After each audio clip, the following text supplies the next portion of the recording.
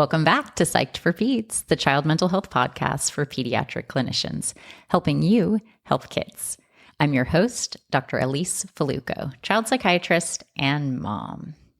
And I'm really excited to bring this special episode today. We're going to be talking about the epidemic of mental health symptoms that are affecting teenagers and now even tweens at this time of year in the beginning of winter season. And these symptoms are what I'm going to call the emotional flu. So here to help me understand things about the emotional flu is my 14-year-old son, Chase Fallucco. Thank you, Mom. Thank you for having me on today. I'm glad to be here. I'm so glad to have you. So first, we're going to start out and talk about the outbreak. What are these cases of these mental health symptoms that are plaguing teenagers this time of year?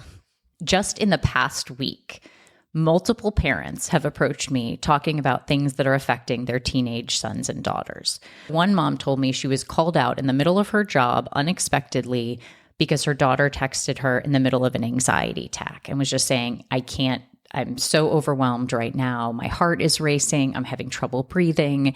Mom, I need your help. I think I may need to leave school. And then another mom was telling me that her daughter is having these meltdowns at home. She's crying and she just seems to be so irritable and just isn't like herself. And the mom was telling me she's worried about her daughter. And also, this is a lot because when a kid's not doing well, they often take out their anger on their parents. And this poor mom was just, of course, feeling bad for her daughter, but also feeling a little helpless and overwhelmed. I could go on forever with all of these cases, honestly, just from the past couple of days. I wanted to ask you, Chase, have you noticed anything like this in school or with any of your friends lately?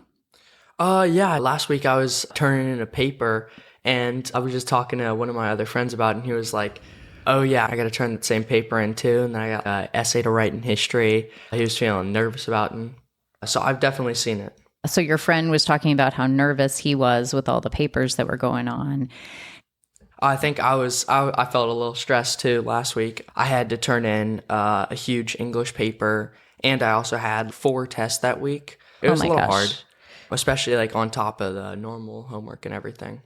Yeah, so it was like a particularly stressful week school-wise, and it just, like with anything, like when we're experiencing a lot of stress, it can become really overwhelming, and it can affect your mood or just how you feel. Did you notice anything personally about how it made you feel?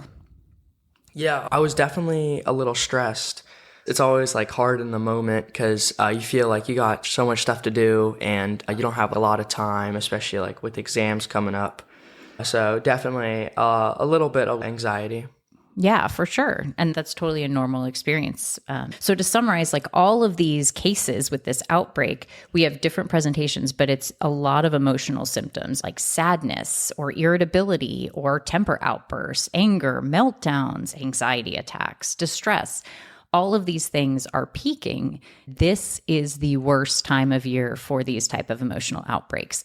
We actually have national data that I'm going to nerd out on for just a little bit that tell us that October and November in the Northern Hemisphere tend to be peak seasons in teenagers for both depression and suicidality.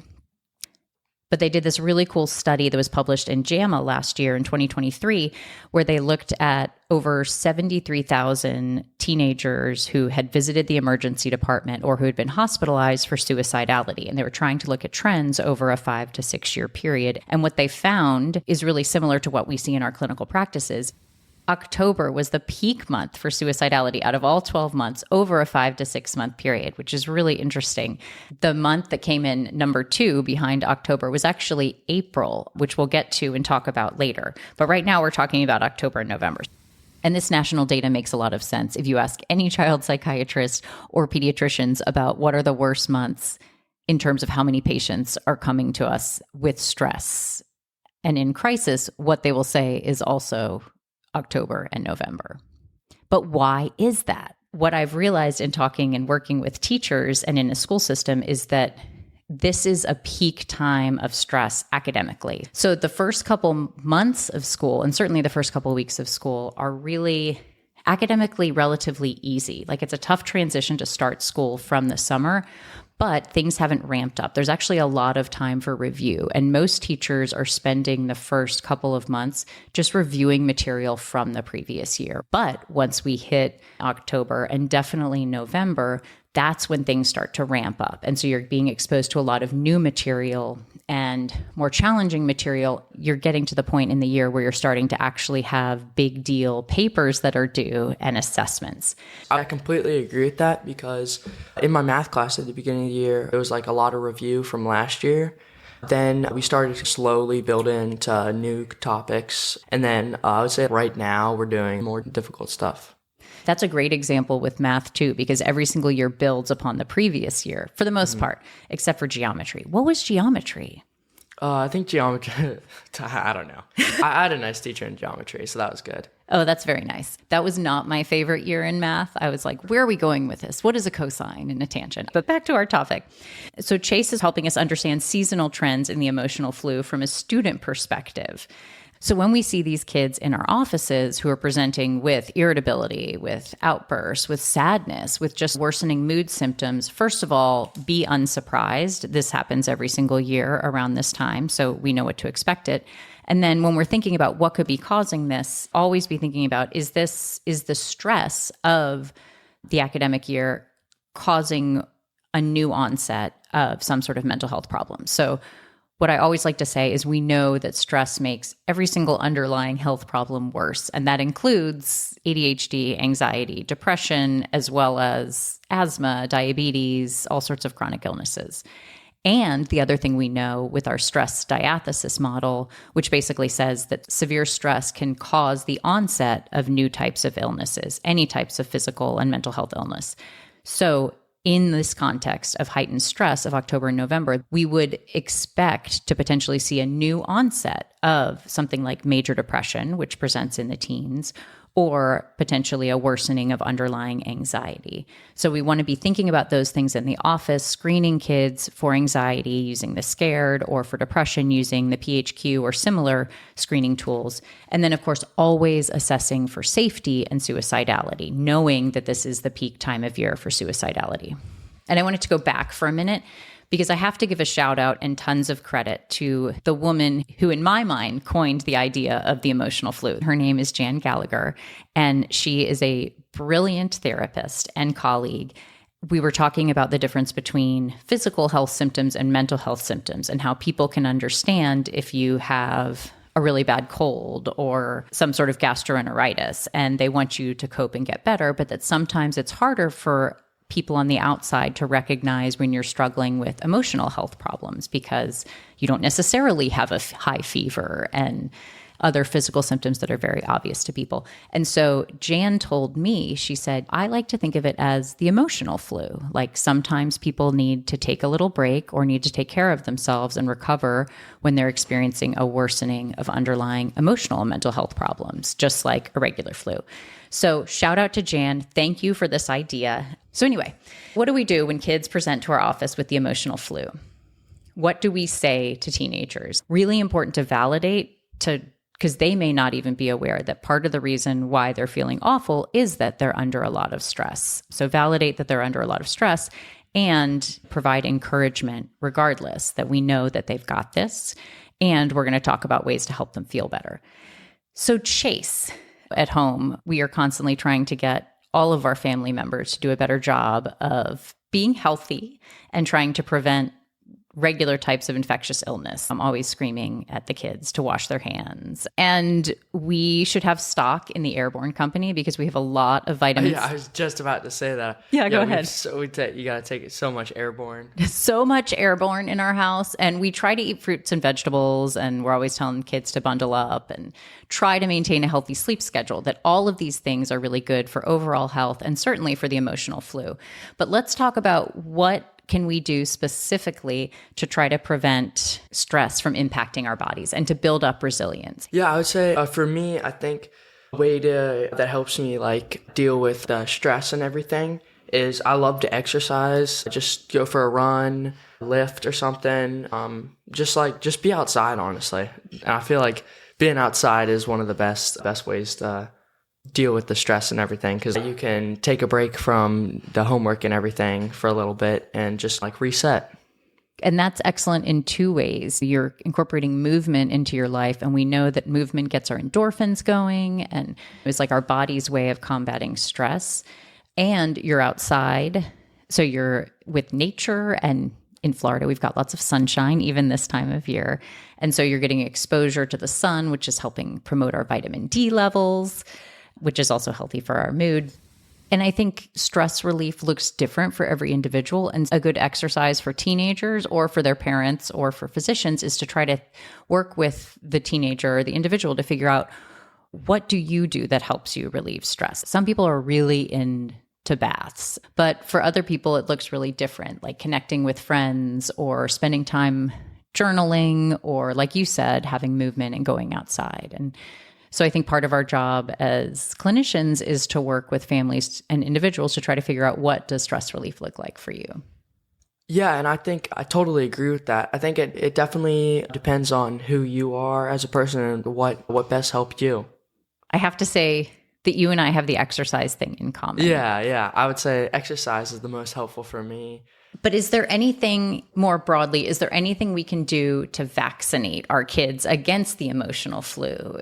Do we have some sort of analogous thing that can lower their risk of even developing the emotional flu? And I think here is where we start thinking about things like resilience. The more often kids are exposed to stressful situations and that we can provide them some sort of support to help them process that and to get through them, the more they develop confidence that, like, I've got that. And I think this is a big part. This is a huge reason to be investing in therapy for your kids, because the role of the therapist is to help the child and also help the parents process stressors. Yeah, and I think just as you were saying earlier, like just validating their concerns and realizing that, hey, this is like a real thing, that this happens just like a normal flu, like you were saying. This is like this emotional flu is definitely something similar to deal with. It's predictable. We know that this time of year that teens and students are going to develop more intense emotional symptoms, and just be prepared and know that's what to expect. The first step is awareness and recognizing like this is possible and you're at risk. And just like with the regular flu, there are certain people who are at higher risk, right? I think a lot of people, some people could be more susceptible of it. Like just like in a normal cold, some people have a lower immune system, so they're more susceptible to those illnesses. Some people are more susceptible, and then others are pretty much immune, like they're very cool with everything, not much bothers them.